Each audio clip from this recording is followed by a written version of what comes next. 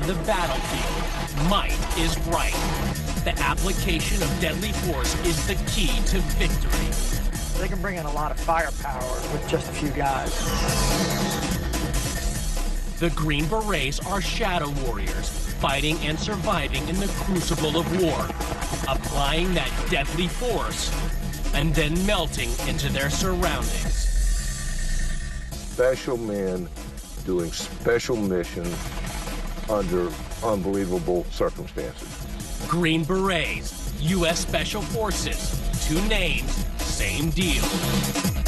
Get ready as we travel back through generations of technology to find out how the Green Beret became the most sophisticated weapon in the U.S. Army. It's time to go ballistic.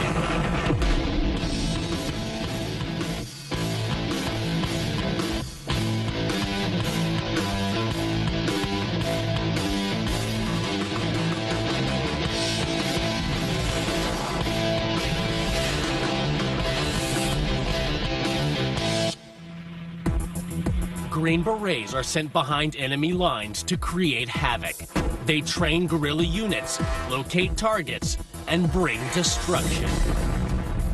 Like a stone in the boots of the enemy, they cause devastation out of all proportion to their size. Formed in the ashes of World War II, they spearheaded U.S. intervention in Vietnam, fought clandestine battles against Soviet expansion, and toppled the Taliban. Today's Green Beret is a modern Renaissance soldier and a master of every weapon system on the planet. From the venerable and rugged AK to the latest generation precision-engineered assault carbine.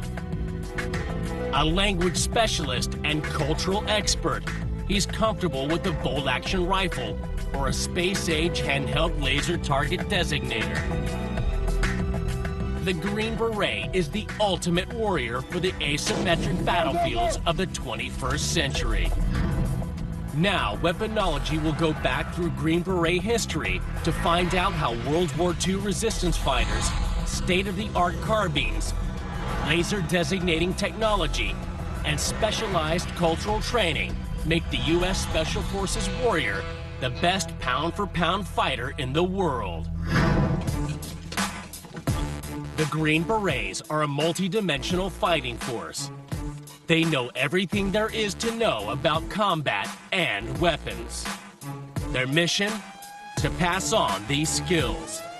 People think of them as this elite fighting force, and it can be that, but our main job was to be teachers, to go in and teach other people how to do the fighting. The Green Berets burst onto the public scene during the Vietnam War. But as early as the 1950s, the U.S. had sent military advisors into the country. These military advisors were, in fact, the Green Berets. President John F. Kennedy, a big believer in special forces, was the man who gave them dispensation to wear the famous Green Beret. A move that had been resisted by conventional military command. He said, "You're special soldiers, and I expect you to do special missions for me in the future." Special forces seemed to offer valuable military influence in Vietnam, without the heavy cost of casualties. The ability to use a few advisors to create a large-scale force behind enemy lines is why Green Berets call themselves force multipliers. One 12-man team would be inserted into an area of Vietnam and raise a brigade of trained and armed fighters. 12 became 150, 400, or even 1,000. Force multiply. When I would get low on strength, I simply would board a helicopter and go to Vung Tau or some of the local towns that had a little bit of money supplied to me by probably CIA money. And I could bribe the chief of police in those towns, and I could actually buy Vietnamese out of jail and take them back and put them in our units. The Special Forces love to use this term force multiplier because they can go in and work with guerrilla force they raise and train themselves. Special Forces today learn local languages so that they can communicate with their allies.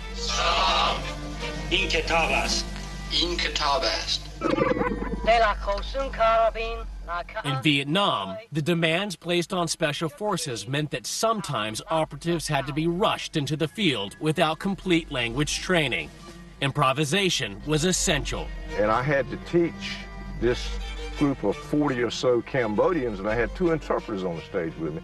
I had to teach them how to fire a mortar. And so you had to convert degrees and mils to degrees. You had to figure it and set it on the site. For 2 hours, I taught this course.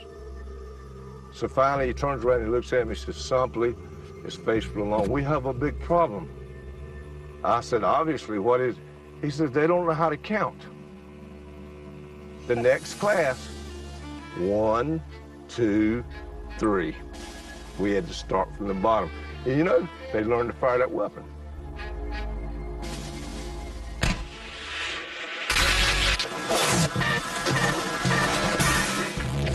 But Special Forces operators rarely went into combat until the war escalated under President Lyndon Johnson. In this new phase of the conflict, Green Berets became more than just military advisors standing on the sidelines. They fought alongside the same Vietnamese and tribal forces that they trained. In Vietnam, Green Berets formed mobile strike forces known as mites. As the mite forces, we inserted into the area about 450, if we were at full strength, indigenous or CIDG, and probably 8 Americans. Of course, we had all the air support and sought out the North Vietnamese and the Viet Cong wherever we could find them. And our mission was to do one thing: kill them.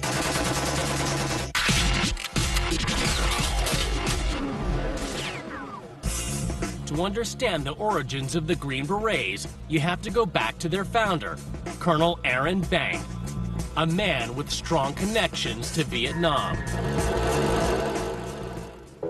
He had spent part of World War II fighting the Japanese alongside Ho Chi Minh, the future leader of communist Vietnam. During World War II, Bank was a leading figure in the Office of Strategic Services. The OSS, the precursor to both Special Forces and the CIA, supported a resistance network of partisans in enemy-held Asia and Europe. They would parachute in the middle of the night. They would contact and link up with resistance leaders. They were language experts, demolitions and weapons experts. The OSS armed and trained the resistance forces. They used whatever weapons were at hand. Often, this meant shotguns. Or else they worked with captured German arms, like the compact MP-40 and MP-28 submachine guns. They could train a battalion or more of locals to create havoc behind the enemy lines and to tie down large numbers of the enemy force. These operational detachments of the OSS were the fathers of the Green Berets. When the war was over and the Cold War battle lines were drawn, Banks saw need for a force capable of fighting and teaching in hostile countries. In 1952, he pulled together 10 guys. They stood on Smoke Bomb Hill at Fort Bragg, and they called them the 10th Special Forces Group. And it's interesting, they called it the 10th because they wanted the Soviets to think there were 9 others before them. It was sort of a propaganda thing. A new branch of the Army was born, U.S. Special Forces. The mission, to raise a body of men capable of fighting guerrilla wars in Soviet Europe, should the need arise. They recruited Ukrainians, Poles, East Germans, Romanians, Hungarians, and others. The idea, you see, was they would be familiar with territory behind the Iron Curtain. Little is known about the clandestine missions that these trailblazers carried out behind the Iron Curtain. But as the Cold War spread, so did the Special Forces Theater of Operations. Each group of elite fighters and teachers were organized into 12-man A teams. These ground teams are supported by a Bravo team and a command and control Charlie team. Everyone within those groups had a unique role. Crucial was the training and weapons. We trained on all the weapons of the world back to World War I. In all my time in Africa, I would run into British 303s. I would run into British Stens and Sterlings, M1s, M14s. The AK-47 is the most popular gun in the world, so everybody pretty much knows how to work on that. But, you know, you have bolt-action rifles in Afghanistan. Whatever's on the battlefield, we're going to pick up and use. The clandestine combat roles of the Green Berets also had roots in another legendary unit of World War II.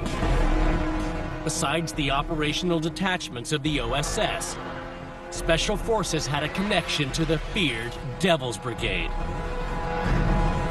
The first special service force, known as the Devil's Brigade, was a joint force of American and Canadian commandos. The unit won fame behind German and Italian lines in World War II. Green Berets traced their lineage back to this band of heroes.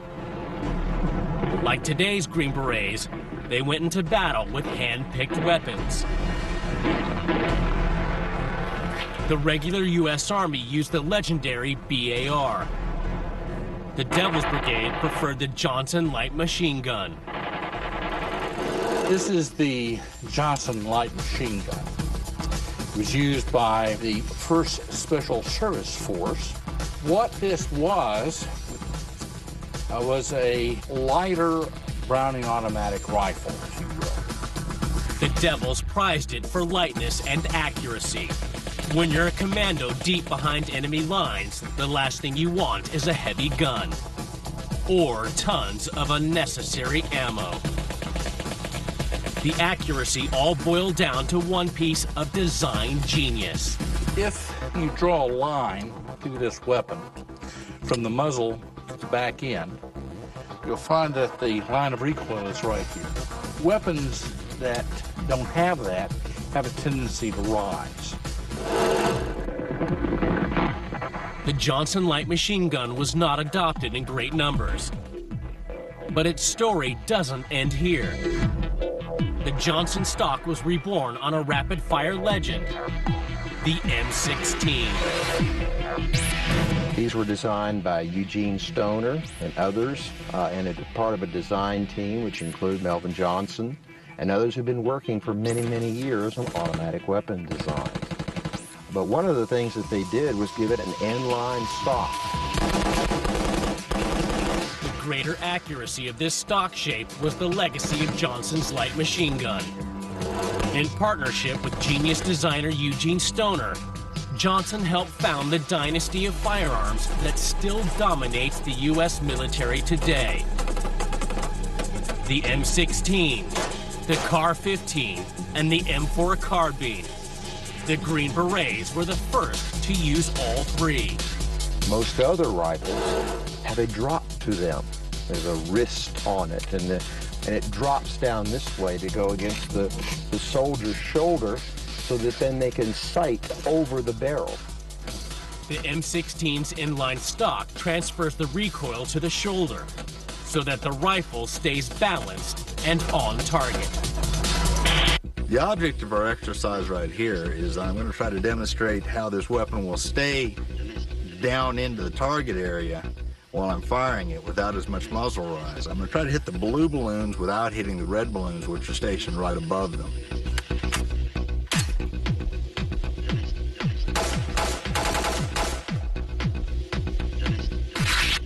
The shooter can look along the barrel of a drop stock weapon, but the angle created forces the business end into the air. The M16 was ready in time for Vietnam. Special Forces were quick to adopt a carbine version of Stoner's rifle. Shortly after the M16 was introduced into Vietnam, a short barrel version was manufactured. They also shortened the stock, the butt stock, by making it collapsible. Very strong, made it very light, carbine.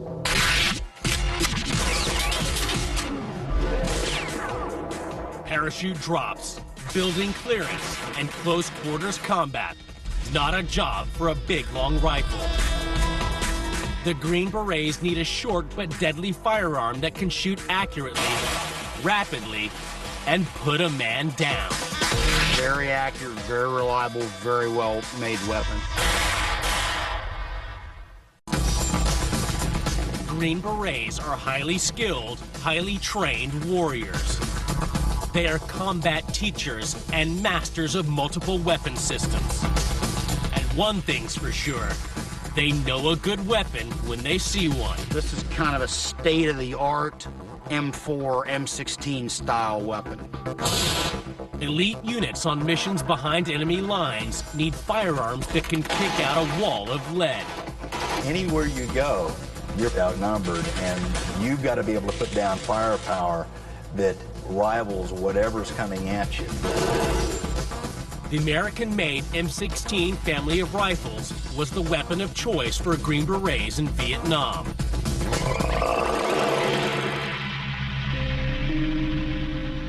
But the new political world of the 1970s gave birth to a different breed of Spec Ops firearm. The Cold War got colder, and the Middle East got hot. New world, new missions. Border patrol, counterterrorism, and hostage rescue. First adopted in 1966 by West German border police guarding the Berlin Wall, a new weapon soon made a splash in the Spec Ops world, the MP5. This is the H&K MP5 9mm submachine gun, the world standard in submachine guns. Very accurate, very reliable, very well made weapon. Former Green Beret Larry Vickers is a veteran of hostage rescue missions. He was blown away by the shootability and accuracy of the German-made Heckler & Koch MP5. You want to try some full auto?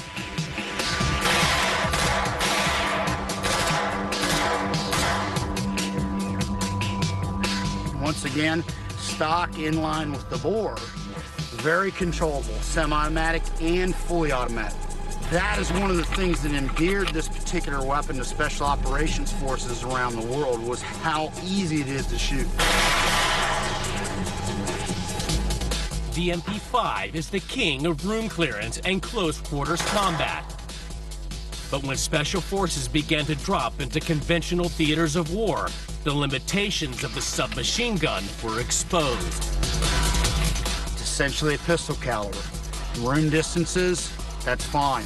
You step outside or you have a long shot, let's say in an aircraft hangar or whatever, you're basically shooting at somebody with an easy to shoot 9mm handgun. As the Cold War ended, the needs of elite combat teams changed yet again. U.S. Special Forces were the first into Kuwait in 1991, Afghanistan in 2001, and Iraq in 2003. Green Berets still needed a compact weapon, but with greater range and knockdown power. Weapons designers at Colt provided the long-term solution. The elite warrior was ready to trade his MP5 for an M4 carbine. This is a semi-automatic version of the U.S. military M4 carbine. It's widely used throughout the world and in the United States military for special operations forces. It has greater range and lethality. It does give up some compactness and maneuverability in close quarters to the MP5. The M4 seemed to have all the answers. Still compact enough for close quarters interior work, but with the power and range for the deserts and mountains of the post-9/11 world. Accuracy, compactness, and larger caliber make for a deadly package.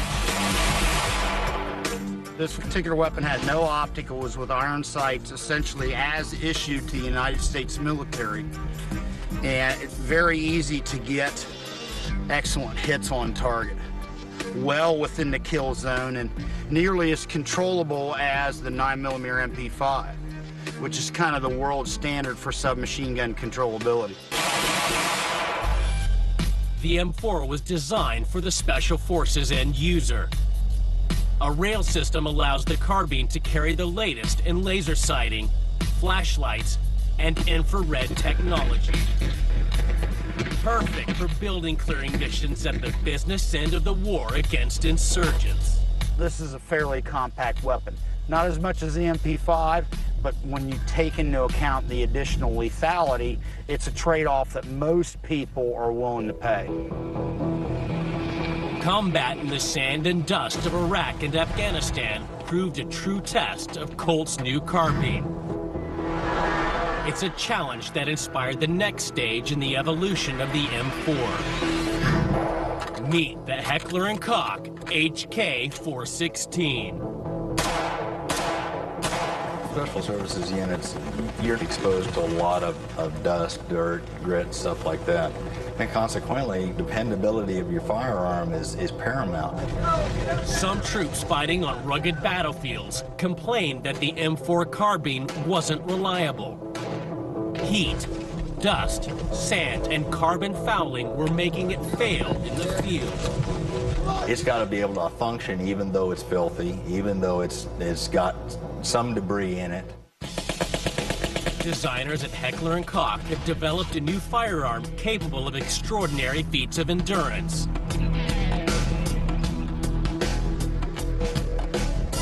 When Nike wanted to design a better golf club, they turned to Tiger Woods. When H&K wanted to design a perfect Spec Ops weapon, they gave ex-Green Beret Larry Vickers a call. The result? The HK-416. Green Berets choose their own weaponry. The HK-416 is rugged enough for the sand and dust of Iraq and Afghanistan. Fitted out with the full Special Operations Modification Kit, it's more than a match for any lurking danger. State-of-the-art scopes, magazine components, and storage capabilities make it the king of the battlefield. On this side, we have a Surefire light. We have the IR laser for use with night vision goggles. This is a reflex sight. Also fitted is what we call a ready mag.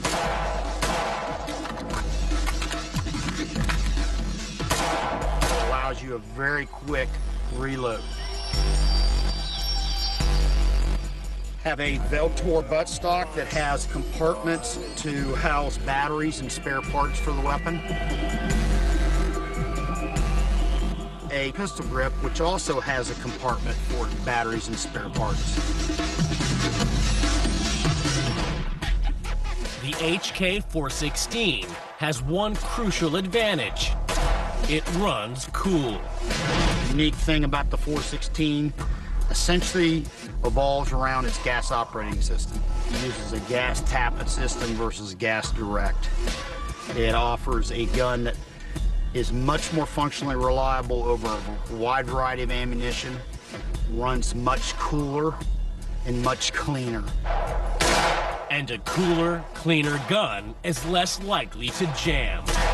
Perfect for Green Berets on deadly and dusty desert combat missions. What I've done here to demonstrate the operating mechanism of the gas piston is I've taken off the handguard, the free float handguard.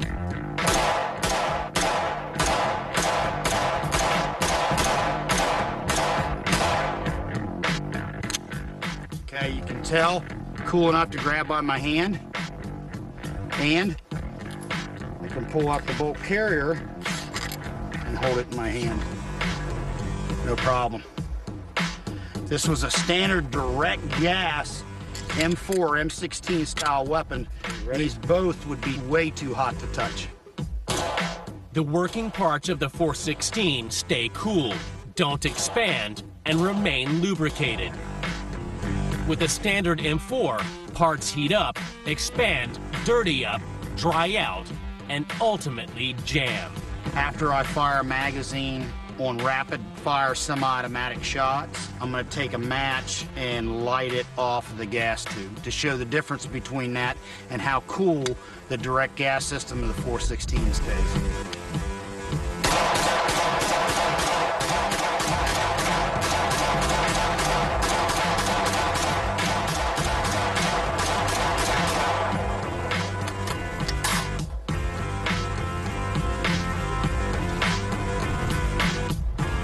Standard M4, too hot to handle.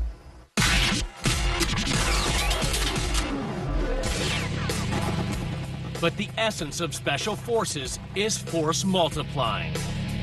The Green Beret warrior is a master of harnessing outside forces for his mission. And there's nothing more potent than a rain of steel called in from above. Green Berets are the masters of chaos.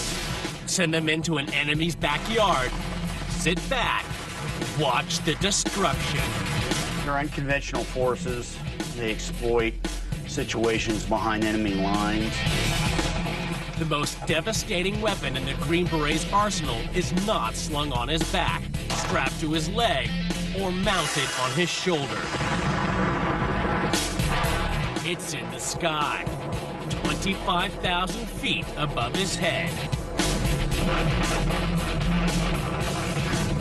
F-16 fighter bombers, awesome B-52s, the supersonic B-1, stealth B-2s, and the devastating A-10. All are weapons in the Special Forces locker. An A-team inserted on the ground can force multiply on a massive scale. The thing that's changed in force multiplying is sort of a weapon multiplier with the ability to bring an air force on top of targets. An A-team is a very powerful force right now. To understand the airstrike story, you have to rewind 60 years. The coordination of small elite ground teams and air power dated back to World War II. The Office of Strategic Services again set the template for the Green Berets' use of air power. OSS officers like Special Forces founder Aaron Banks parachuted into enemy territory. They then trained partisan forces in weaponry and tactics. The OSS agents also used the locals' knowledge to identify enemy positions. Leading up to the Normandy invasion, for example, they teamed up with what were called Jedburgh teams across France, and they would go throughout an area along the coastline and try to locate all of the German positions that may be hidden from aerial photography. These Jedburgh teams then used secret radio sets to pass on hundreds of Nazi positions. Many of these targets were then neutralized by high-altitude heavy bombing raids or by fast attack mosquito bombers zipping in under radar. Machine gun positions, anti-tank guns, and this type of thing. And they would mark them very accurately on a map so that advancing soldiers would find them or they could be taken out from the air.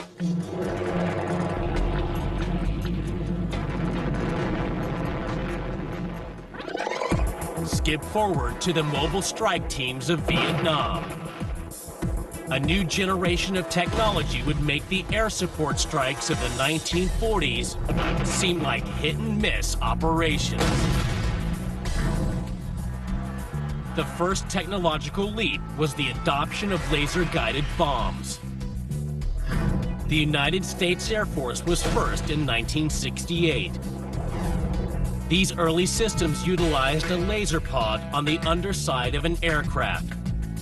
The pod would literally paint the target with a laser beam. A second aircraft could then drop a bomb that would be guided to the target by laser sensors controlling its fins. But the two planes were still reliant on intelligence from the ground to hit the right targets. With 2 pilots and a ground force in a chain of communication, the system wasn't foolproof. The dawn of a new century saw the arrival of the solution. In 2001, Special Forces teams stormed into Afghanistan. The mission? Take down the Taliban regime and Al-Qaeda training camps. They carried technology that perfected the science of the precision airstrike. The Special Operating Forces laser marker weighs about 12 pounds. The highly mobile Green Beret can guide bombs onto the target himself, making the margin for a catastrophic human error close to 0. Special Forces has always been at the cutting edge of technology. The laser designating really changed things, the ability to talk to the aircraft, the ability to bring in whatever firepower you need, even if it's Tomahawk cruise missiles. Linda Robinson is an investigative reporter who spent 3 years with the Green Berets. She remembers Special Forces calling in airstrikes in both Afghanistan and the western desert of Iraq, in Operation Iraqi Freedom. Teams carrying lightweight laser designators took a terrible toll on enemy positions. If you point it at a target and turn it on, it will identify the grid coordinates of that target you're pointing at, and then it gets communicated directly to the aircraft above. And this became really the signature mission, this tight coordination between the air and the ground forces. The Green Beret, positioned up to 3 miles away, points the laser at the enemy position. The bombing aircraft can release the smart bombs in the same vicinity. And the laser guidance systems in the bombs ensure they fly right onto the target. So next time you see a shot like this, remember there's probably a Green Beret nearby.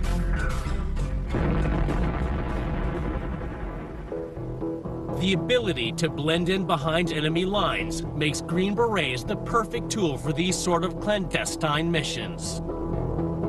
The Special Forces very often will use civilian vehicles, which they call non-tactical vehicles, such as in Iraq as well as Afghanistan, the small Datsun pickups. They often have grown beards, they're wearing the keffiyeh or other native clothing, so that from a distance, at a quick glance, you would not be able to identify them as American soldiers. This allows them to blend in with the population. Attack fighters, heavy bombers, smart bombs, and a new breed of handheld laser designators. Nowhere is safe, no one is safe. The Special Forces operator, working with a combination of indigenous fighters and the awesome strike power of the United States Air Force, gives a new dimension to the term force multiplier. 100 Special Forces soldiers did what the entire Russian army couldn't do in Afghanistan. Warriors able to thrive in a hostile environment like Afghanistan don't grow on trees. That's why Green Beret training is the most unique in the military world. When I was in Special Forces, we were able to do very high-intensity, realistic combat training. The Green Berets are flexible and creative warriors, trained to talk politics with an Afghan warlord and to storm a building of insurgents. The Green Beret is the warrior for the post-9/11 world. Your Lone Rangers, your Rambo type of people really don't make it. It's more your quiet, thoughtful person. Those people who show up and just want to get a Green Beret and wear it on their head, they usually don't make it through. Maturity, intelligence, and judgment, all qualities prized by Special Forces. Key attribute? Being able to think on their feet. Number one would have to be flexibility and adaptability, because you're dealing with situations that really are not found in any textbook, circumstances that are not even foreseeable in a training environment. This can't be taught in the classroom. Experience is the only way. That's why Special Forces have devised the most unique finishing school in the military world. 19 days spent in an elaborately constructed fictional country. This is Robin Sage.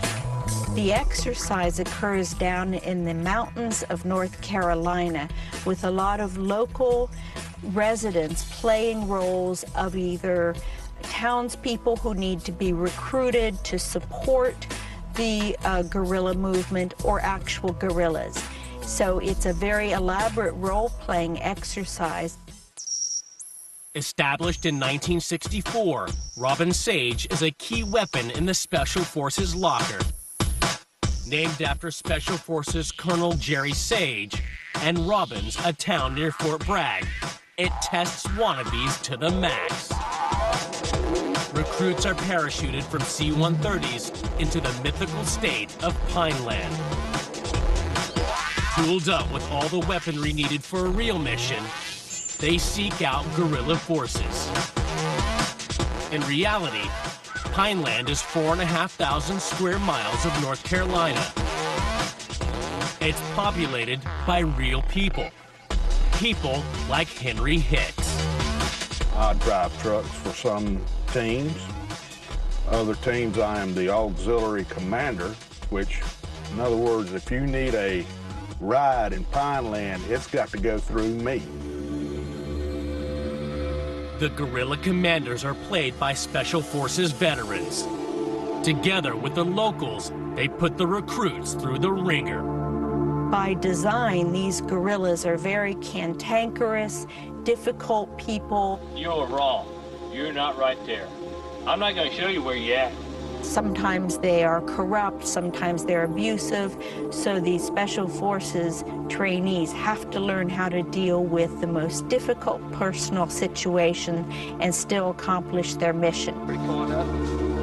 Using their expert weapons and tactical training, the recruits must forge an elite fighting unit out of these North Carolina irregulars. You'll deal with local soldiers that maybe aren't as motivated as you are, or as physically fit, or their heart's not quite in it like your heart is, and you have to overcome that and motivate these people, and those kind of challenges present themselves daily in Robin Sage. But sometimes Green Berets meet a local force that is up for a fight. Even as a kid, Henry Hicks never gave Green Berets an easy ride. Once, back in the 70s, he and school buddy Nelson were being aggressively pursued by a team in helicopters. Nelson and Henry made a pact. They wouldn't surrender. Instead, they'd strike back the only way they could, by playing a sabotage trick on the recruits. We had things printed up and says, bang, you're dead, and let's put tape on them. And we went up, and there was like 3 lines of helicopters down through there. We went in, started taping these things on them. We got down to the end of the runway, and we set off our cherry bombs and M80s. We had to run, and that was fun, because they were chasing us, and we got away from them. The Green Beret recruits were humiliated. Robin Sage commanders grounded their choppers for 48 hours.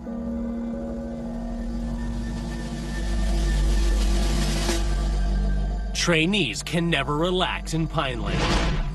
One day they're given the runaround by young would-be guerrillas.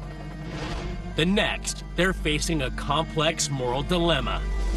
They would have situations where a person may have been a traitor, and of course in the United States, that individual would get a fair trial. Well, in Robin Sage, they more or less have a flying court-martial, and they execute the individual on the spot.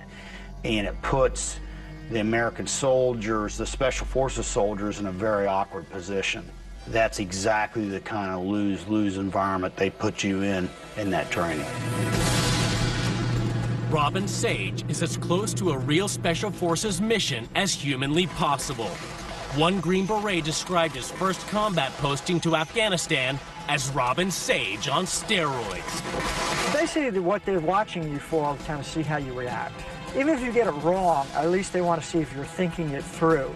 Because a lot of people just want to bowl their way through or act like the infantry would act and just use force of power. They want you to think. It's very different from the regular army. The genius of Special Forces lies in an ability to harness outside forces, whether it's a battalion of indigenous fighters or death from above. But sometimes the SF or Delta Warrior has to stand and fight, and sometimes from point-blank range. In a lethal encounter, in a gunfight, there's still a time and a place for point shooting, or reflexive or instinctive fire.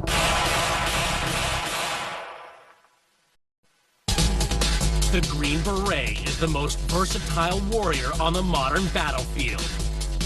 He can call down the wrath from above, or get up close and personal with a lethal handgun. Sentry takeout, hostage rescue, and room clearance. All situations for an even more elite unit.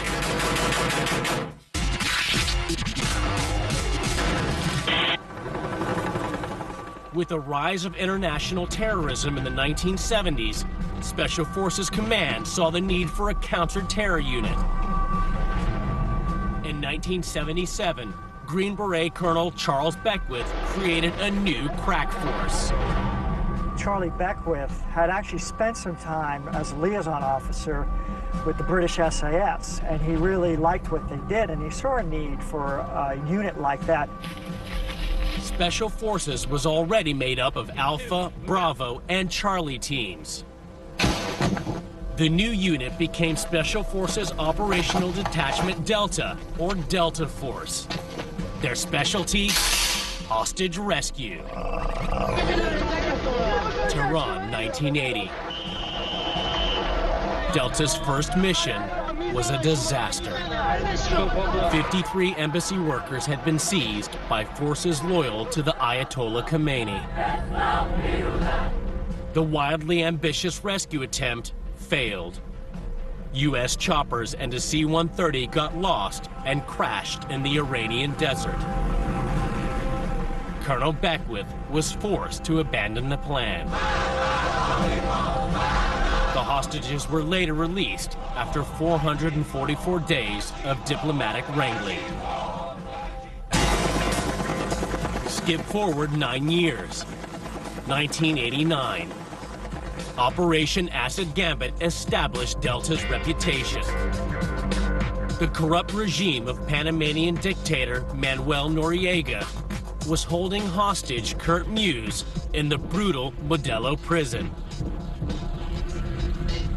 22 individuals went into Modelo prison, model prison, which was in downtown Panama City, approximately 150 meters or so away from the Commandancia, which was at the time the Pentagon for the Panamanian Defense Forces. And it was a very high priority mission, came down essentially from the White House. Delta operators stormed the prison. Armed with MP5s and CAR-15 carbines, they had overwhelming firepower. Muse was returned unharmed to U.S. soil.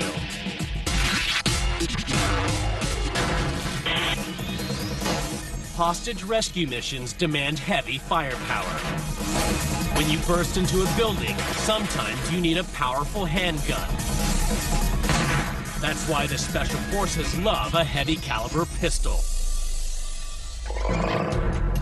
Meet the Colt 1911, an American legend.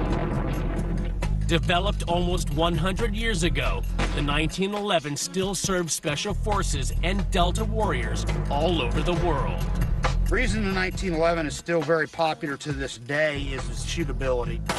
It's the most shootable of all centerfire handguns. The 45 ACP round fired by the Colt 1911 has awesome knockdown power, ideal for close quarters combat. to understand the development of this man-stopper, you have to skip back 100 years. The large caliber design was the result of bitter American experience in the Philippines. Between 1898 and 1906, U.S. troopers battled Spanish and local forces for the Philippines. Spanish control of the colony had collapsed by 1898, and the U.S. forces took over most of the country. But just a year later, a rebellion flared up in the mainly Muslim area of Moro Province. The Moro rebels were a ferocious enemy. American troopers found that their small caliber pistols lacked the firepower needed against such a determined foe.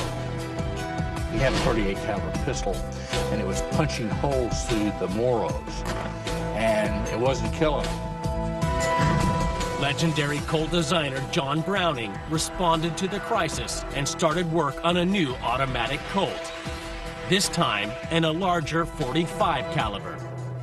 The design itself is from John Browning. He has to be the Thomas Edison of firearms design. Browning's new handgun was ready for the U.S. military in 1911. The classic Colt 1911 was born. Like this. It remained U.S. military standard issue for over 70 years. A rather basic form of the 1911, essentially the same as what was used during World War II, was the standard service pistol for the U.S. military up to the mid-1980s. Almost 100 years had passed since the regular Army's plan to replace the 45 caliber was challenged by charging Moro rebels. When the Army announced a new plan to replace the Colt 45 caliber with the smaller caliber Beretta, the same controversy was reignited. A lot of people are disappointed in it, mainly because this lacks knockdown power. To stop someone really effectively with a 9mm, you have to place a very well-placed, accurate shot, spinal or hip, pelvis, breaking shot. The Beretta fires a 9mm round. This is little more than half the diameter of the 45 caliber round fired by the Colt. The smaller surface area of the 9mm round, combined with high velocity, can lead to over-penetration. The rounds can go right through the enemy without bringing him to the ground. No good for a Green Beret bursting into a room full of bad guys.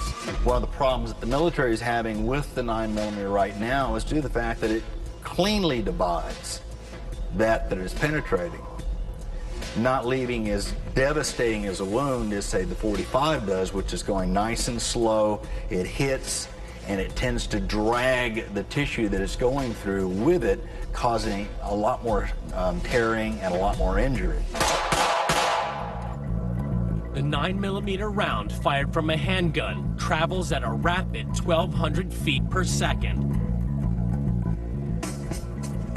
Former Ranger and handgun expert John Hilliker has set up targets backed with wet potter's clay. Clay accurately mimics the density of human tissue. First up, the 9mm. See the size of the cavitation right there.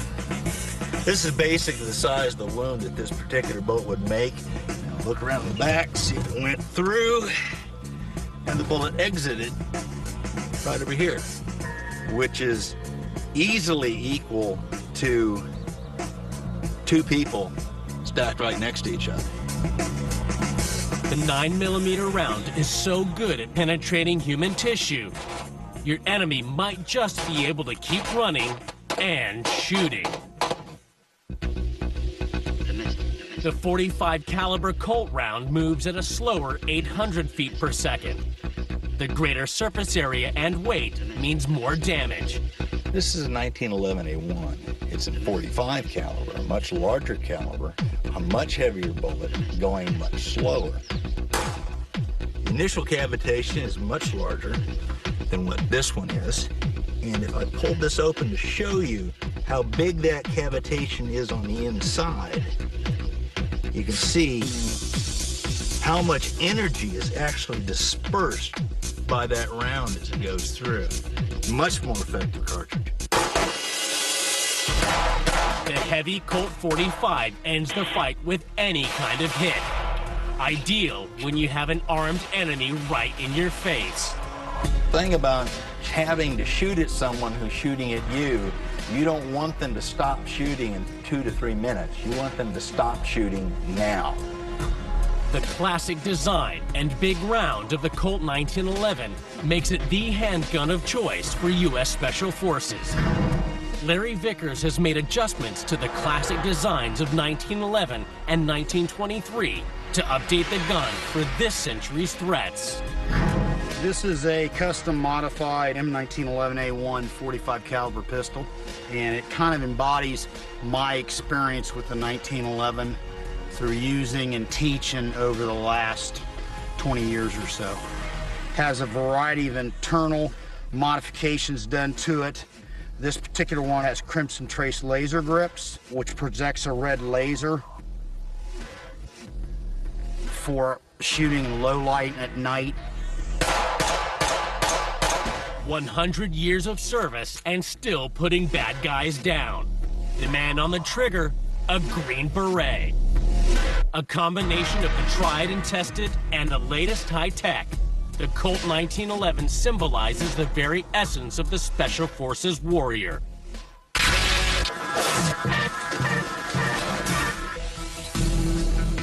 From the state-of-the-art HK-416 to a 100-year-old Colt, the Green Beret is master of weapons.